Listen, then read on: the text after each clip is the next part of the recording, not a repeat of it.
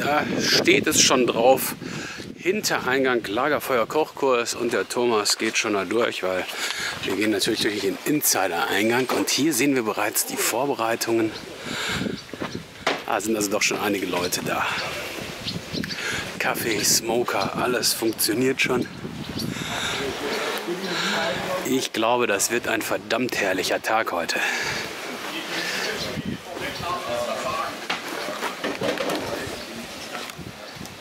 Wenn man die ganze Menge sieht, dann sagt man dann So, ein paar Aufnahmen. Hier sehen wir schon den gewaltigen Berg an Eiern. Besser als das hier. Oder nein? Ja, klar. So, hier werden wir gleich die Eier braten. Tolles Holz, einfach eine geniale Location. Genau, da sind die ganzen Tische, wo vorbereitet wird. Einfach super. Kann der rumrühren, so, der wird sowieso nicht knusprig. Der wird erst knusprig, wenn er auf dem Teller etwas auskühlt. So.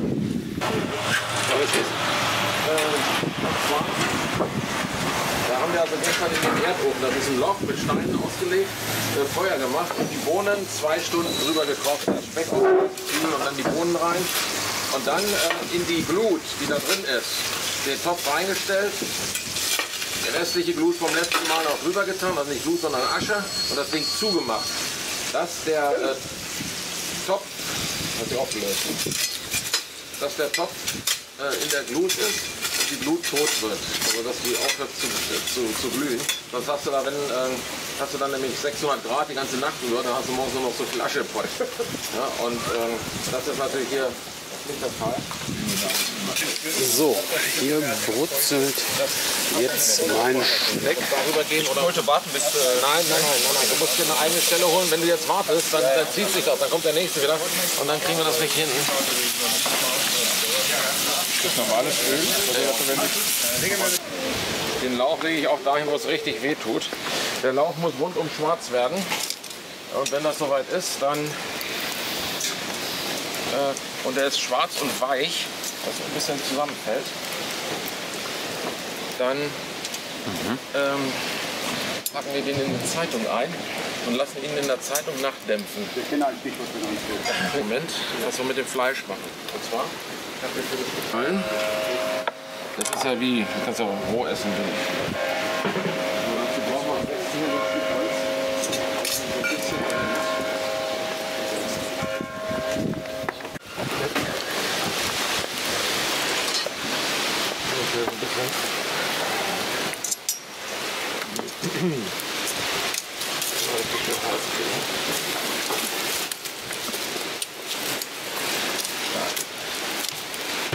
So. Das nach unten. Ja, muss irgendwie einem tief in die Augen gucken, um die Leute abzulenken. Ja, merkt das schon wieder.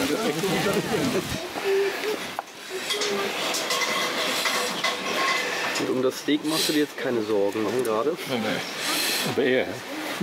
Na du. Ja. Problem. So.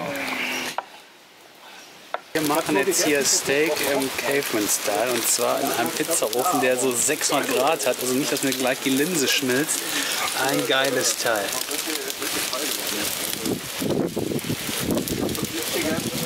Aber nur an dem einen Ding. Für den Lachs. So. Jetzt kommt immer die Frage, wo kriegen wir diesen Lachs her? Ganz einfache Geschichte, Deutsche See. Und zwar, da sind so Lachse, muss man dazu sagen, man kriegt die auch, diese Dinger kommen vakuumiert und haben etwa 1 Kilo. So, also der Smoker, das ist hier mal so mein Lieblingsspielzeug. Und zwar heize ich den Smoker nur mit Holz. So, da kommen die meisten dann an und sagen, ja, wie sieht das aus? Wie betreibt man den Smoker richtig? Also dann kam ein Kumpel an und sagt, Mensch, mein Chef hat sich einen Smoker gekauft. Und ich kann mir überhaupt nicht. Und der sagt, macht das überhaupt nicht. Der hat also 3 Tage nach dem Smoker-Essen hat er immer noch so einen rauchigen Geschmack im Hals. Und dabei ist er selber Raucher. Ja? Also, da haben wir irgendwas falsch bedient. Ja? So, ein Smoker heißt, Smoker raucht nicht. Wenn das Smoker heißt. Der hat so viel wie gar. Also blauen Rauch, ganz wenig wie eine Zigarette. Mehr ist das nicht. Wenn der qualmt wie ein Rapswal, dann macht man was verkehrt. So. Ich habe jetzt hier ein Stück Holz, was brennt, und ich lege noch 2 Stücken Holz drauf, so quer dazu, und lasse die auch anbrennen. Und das ist eigentlich alles, was ich brauche. Mit diesen 3 Stücken kriege ich hier 120 Grad auf Tacho und 80 hier in der Räucherkammer. Dieser Smoker ist von der Kapazität her für das Catering für 100 Personen, damit man eine Größenordnung hat. Wenn das nicht nur bis hier geht und man hat diesen Turm nicht, gleich rein.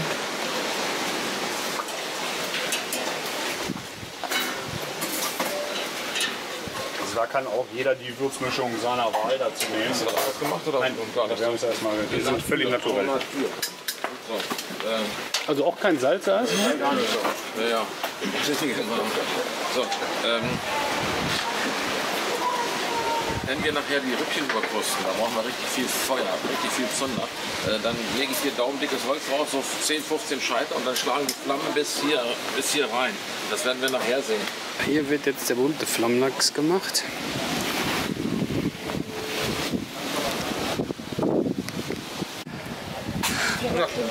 Auch Thomas gefällt das Event. Er hat eine köstliche Lachspizza gemacht. Und bist du zufrieden, Thomas? Ich bin schon seit 6 Stunden hier oder 4 Stunden und warte endlich noch auf irgendwas, was mir schmeckt.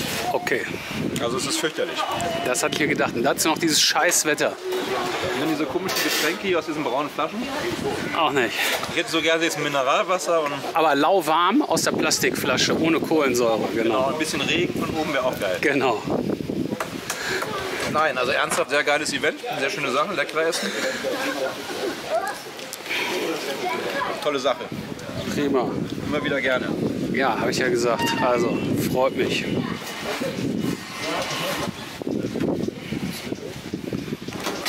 Auch der wird heute nichts. Und irgendwie habe ich das mit der Hefe mal hingekriegt. Heute wieder.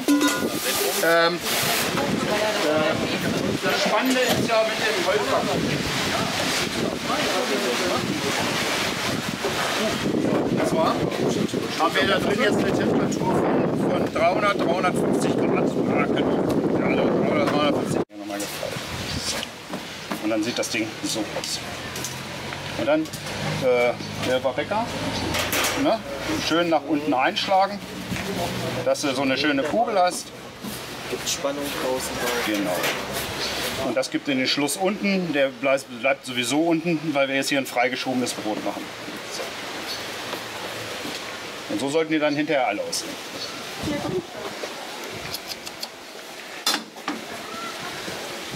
So, die Kugel kommt jetzt aus.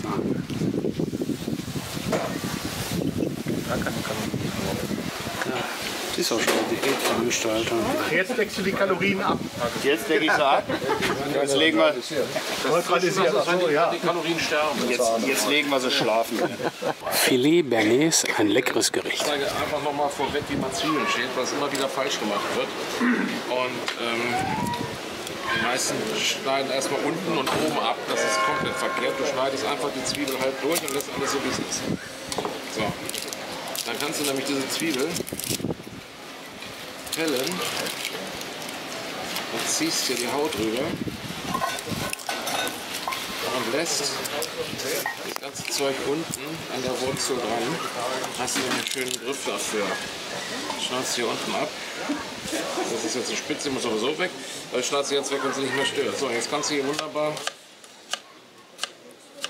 zack, zack, zack, zack.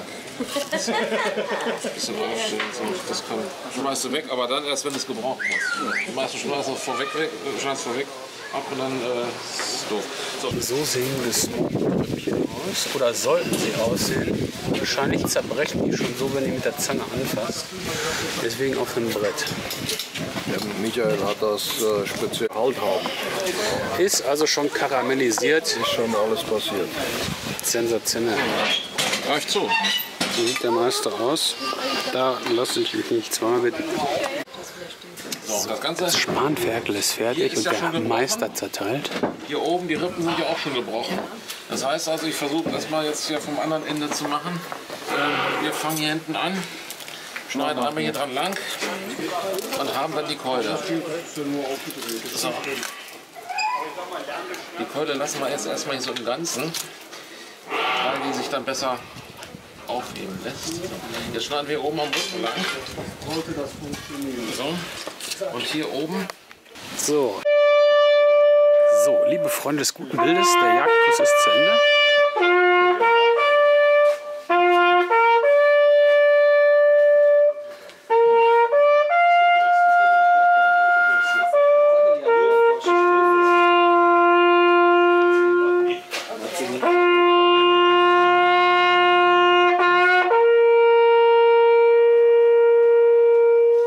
Zapfenstreich! Sehr gut. Sehr wunderbar. Sehr gut.